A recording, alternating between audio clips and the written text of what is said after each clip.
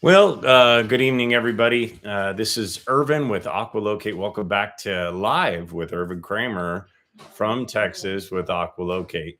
Um, Today, we're going to talk a little bit about things that you should do or shouldn't do before you're preparing to drill a well. We actually spoke to somebody today. He called us last week, and when we spoke to him, we thought that he was looking at irrigation water. In fact, he specifically told me that he was looking for irrigation water. So I did the research and called him back today. And unfortunately, today he told me that he had already drilled a well, and the driller said that it was only going to be maybe a couple gallons a minute. They went to nearly 300 feet.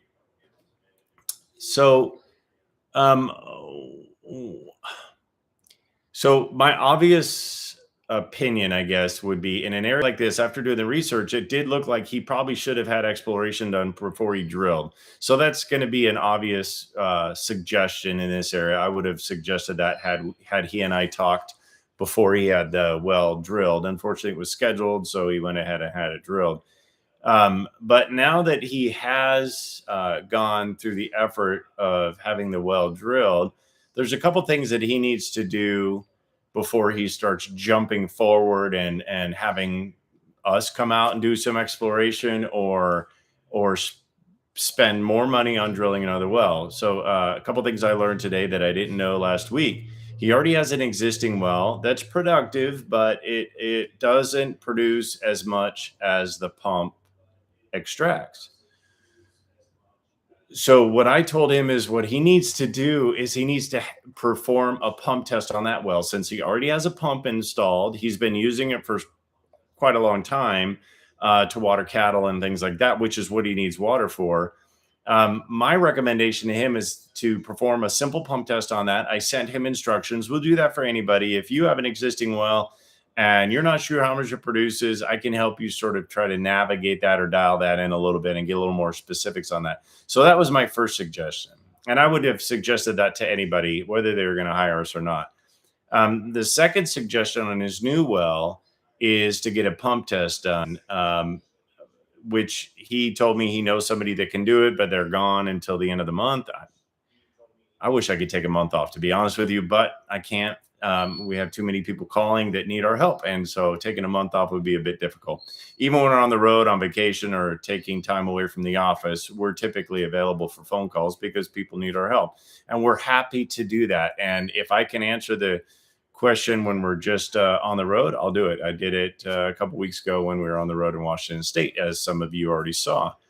So, so a couple things on his newest well that makes the assessment of volume a little bit difficult. And that is that the driller just drilled the well and then went and blew some air down in there and said, well, it might only be a couple gallons a minute. Well, the driller can't really assess that unless he's designed the well properly and performed full aggressive development. Why do you need aggressive development on a new well or on a well that you're drilling or having drilled? Well, the drilling process is extremely aggressive and very damaging to the aquifer.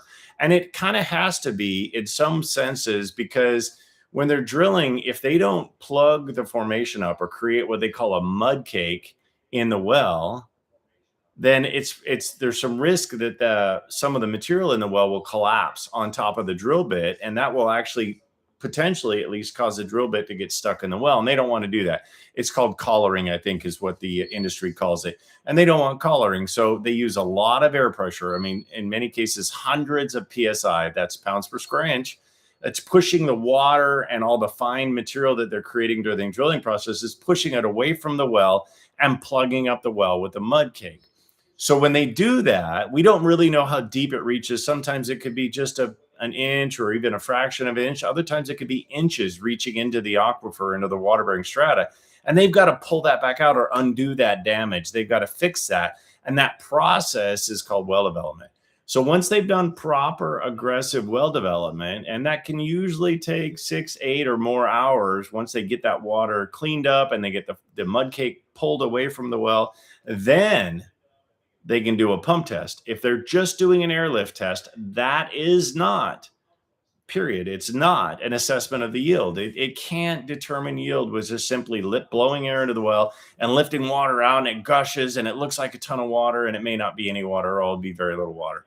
Nonetheless, the driller said there might be a couple gallons a minute there. So there's enough information for the property owner to have a pump test done. Again, it won't give him a ton of information because the well hasn't been developed, but at least he knows what the well will produce today. And then he can determine, does he have enough water? And the reason why I say that is if his existing well, your older well, is producing, let's say it's producing 2 gallons a minute. That's 2,880 gallons a day, every day. If it can sustain 2 gallons a minute, that's a lot of water. 2,880 gallons a day is a ton of water. And then if his new well does in fact produce, or can in fact produce, say 2 gallons a minute, that's another 2,880 gallons a day, every day.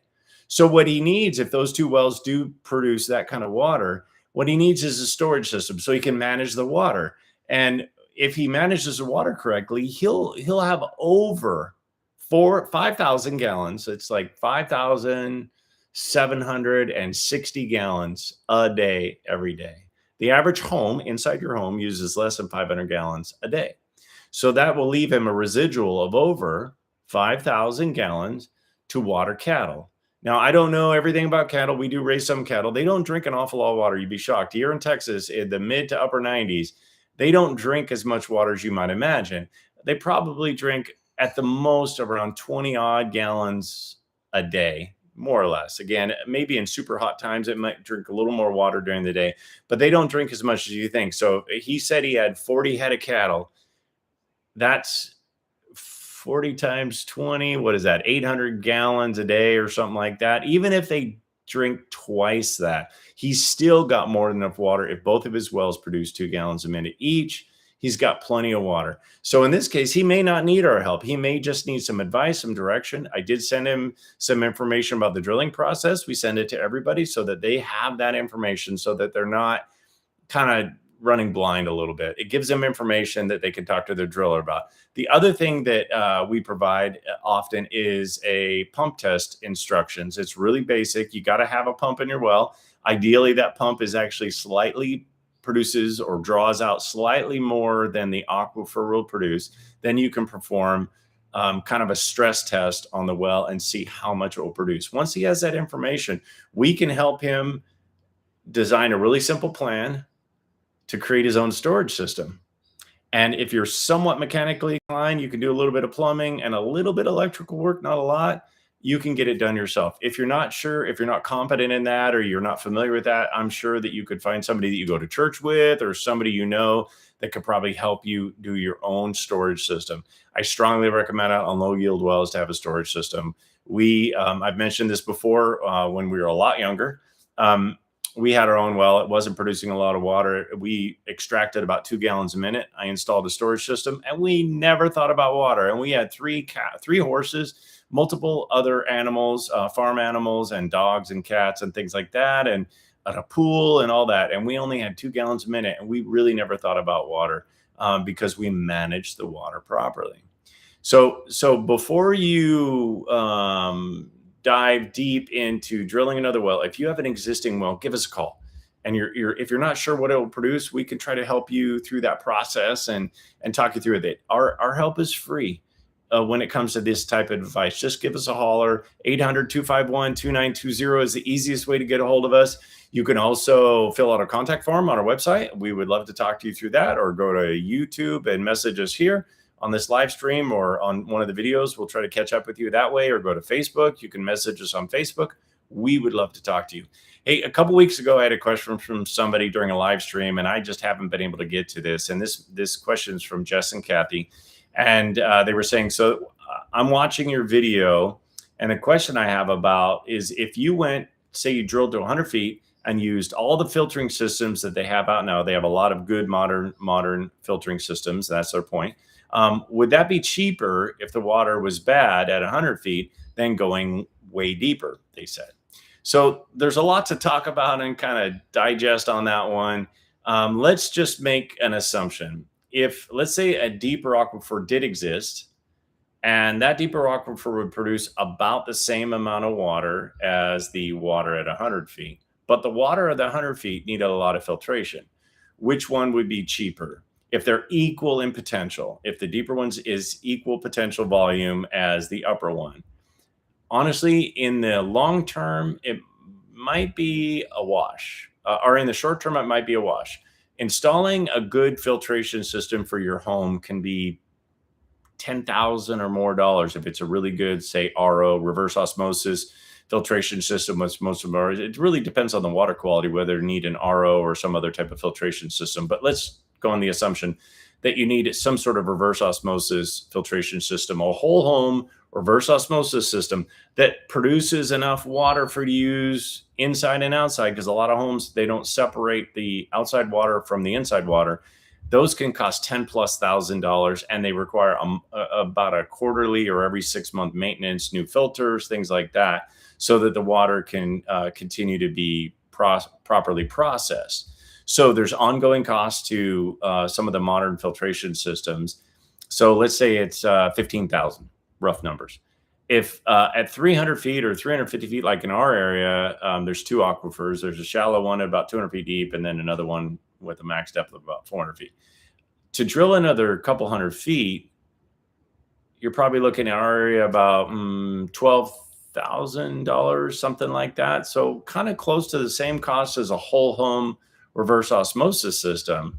So the one-time cost, the initial cost, is about the same, 6, 1/2 dozen the other. But if that water deeper, here it is true, the deeper water is better quality, you actually wouldn't have the long-term maintenance things that you have to deal with a reverse osmosis system too. So there's a lot to talk about on that question. It's actually a really good question, and I'm sure each person has a different situation. But in this particular example, using what I just talked about, probably it would be better to drill into the deeper aquifer, because even though the one-time cost is a little high, you would get the same amount of water, and you don't have to deal with poor quality water that you have to process, and you have this constant maintenance issue, and you have to filter all the water, those kind of things. You got to keep an eye on a filtration system. They can take up some space. So if you're not set up for that, you got to create space for them. So there's other additional potential costs for a filtration system. I'm saying not to do it. I've been in areas and helped people. They had no choice but to do a whole home or a large scale water filtration system. But they can be expensive. There's maintenance, power involved when you're running them through that. So it really just depends on the situation. Please don't forget to ask questions. If you guys are watching right now and you have any questions, please let me know. I would love to answer them for you. If you can't think of anything right now and something pops up, give us a message. Let us know how we can help you. There's one of the things that somebody asked me earlier. I was actually talking to a client, and he had asked me about if I had talked to his drilling contractor about the drilling process. I tend to not do that, because it's usually better for the property owner to talk to the driller about the drilling process, which is why I arm you with information. I give you a single-page document that's based on a book I wrote, and the book's called Water Well Drilling: A Comprehensive Guide to Proper Construction. But it's a really simple document, and it talks about that. I get that to you so you can talk to your driller about the high bar when it comes to drilling process. So drillers, drilling contractors, by and large, not everybody. There's some really, really good drillers out there, and I could name some, but I probably shouldn't. But I can name some. And if you want to know who they are, and if they're in your area, you give us a holler, 800-251-2920. I would love to tell you. However, there's some really good drillers, and some that maybe they kind of shoot for that low bar, which is state regulations. The document that I send out to people and the book that I wrote on this topic is kind of the high bar. Believe it or not, almost all the information in that book comes from literature provided by the drilling industry. And in fact, right behind me here, where am I going? Okay, right behind me here, there is a book called Groundwater and Wells. Okay, that's about a 700-page book. There's another one, a different edition called Groundwater and Wells. I also downloaded one of similar book written in Australia by an Australian series of Australian authors, easy for me to say. And they also talk about this process. So those are 3 resources that I've used. This book I've had for years, probably 23 years. And it's super detailed about the drilling process. And it talks about the high bar of drilling. And then if you go to journals, there's a journal out there produced by the National Groundwater Association called the Water Well Journal. That journal has produced a number of articles, which we'll post on this video at the end when we're done with the live. We'll post some of those articles here just so you can go see them. They're in this book right here. This is the book that I was talking about that I wrote on the topic, and some of the links are in there as well. And it's also linked right here, right now in the live stream.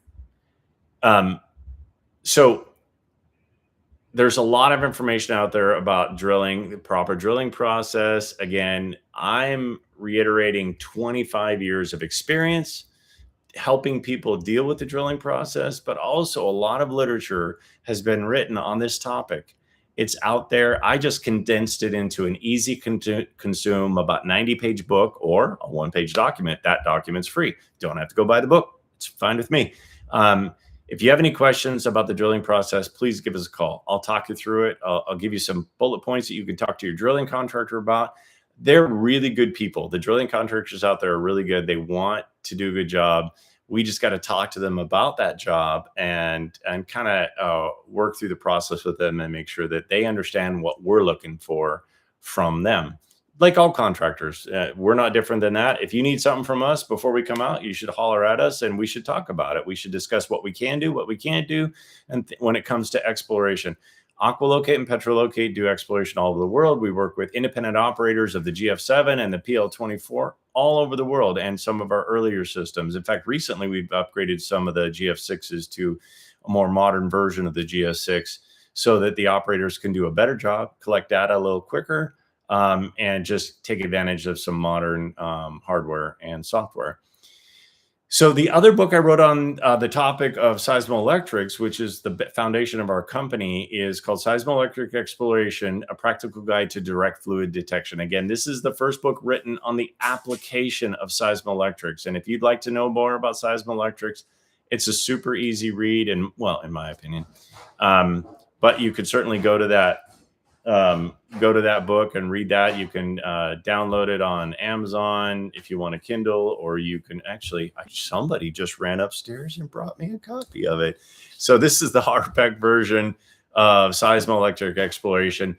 And again, in a nutshell, this is talking about the application of it. There's a lot of literature on the theory of seismoelectrics. This is one that's written for somebody that just wants to know basically how it's done and not dive too deep in the minutia of the science. It does touch on the science, but it's a good book. I know I wrote it, so why wouldn't I call it a good book? Anyway, so just to recap before we get done on the live today, again, if you guys have topics, you have questions, if you'd like to know more about this, please let us know. We'd love to talk to you. But I'm also available for speaking engagements to groundwater associations, drilling associations, real estate companies or associations. We'd love to talk to you and discuss, first of all, how our system can help, but also to discuss the drilling process and ways that we can be better at what we do. There's always room for improvement. And I would like to talk to you about that if you would have me. Again, AquaLocate primarily does groundwater imaging. PetroLocate primarily, but not only, does oil and gas imaging. We did some last week. We also did some groundwater imaging last week. We do provide training and equipment sales for both the GF7 and the PL24, 2 of the modern versions of our system these days. We train operators, we support operators, and at this point, we don't drill wells. It's just a big lift to get into that process, and we want to kind of be the middleman when it comes to the drilling process. Post your questions in the comment. Please don't forget to like this video and either share the live stream or share the video if you watch it later on. Share it with your friends. We would be very glad to help people. Somebody that, if you know somebody owns a well or owns property or looking at drilling a well and they just need advice or some direction, we'll give it to them. If we don't come to your property, we're not going to charge you money unless you buy equipment from us. If you buy the GF7 or the PL24, of course, there's some money exchanged there, but you'll get something amazing, something that can do some crazy stuff and find water in places that it seemed nearly impossible to do.